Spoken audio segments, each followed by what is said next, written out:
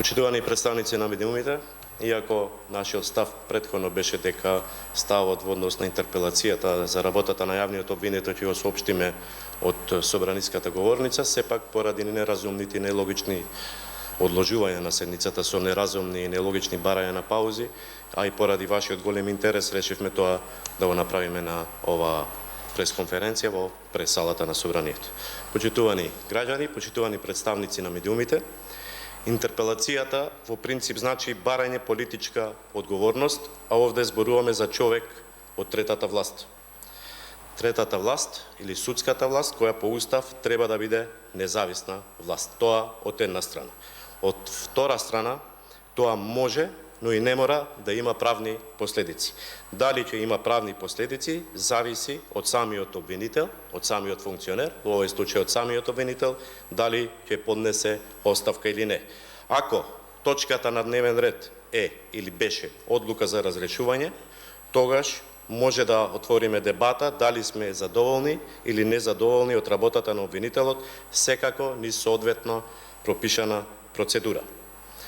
Процедурата е пропишана во членот 63 став 3 од Законот за јавно обвинителство, каде јасно стои дека Советот на јавни обвинители мора да даде позитивно мислење за разрешување. Значи, тоа не е формалност, туку е законска обврска. И фактички врз основа на таа дебата, кога би имало точка за разрешување, врз основа на аргументите во таа дебата се носи одлука за или против разрешување на јавниот обвинител.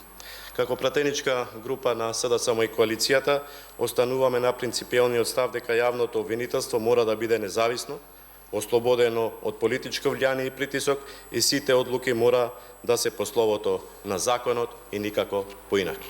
Секако, как во собрание може да се отворат и други дебати, може да зборуваме и за конзистентноста во политичките ставови или не, иако е тоа дебата на друго место, сепак може да кажам и за тоа што се случувало во минатото.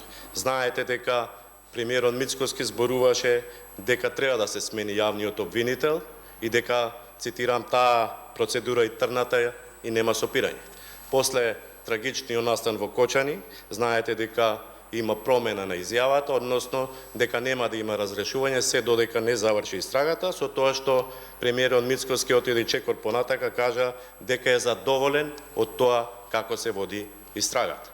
Затоа, со оваа нивна одлука која што денес ја слушнавме на пресконференција, се отвараат прашања кои се легитимни, меѓутоа јавноста за тоа ќе добие одговор во следниот период. Се поставува прашањето дали премиерот Мицкоски е задоволен од истрагата од тогаш, бидејќи нема одговор до денес, од тогаш кога во истрагата се опфатени начелниците на Тошковски.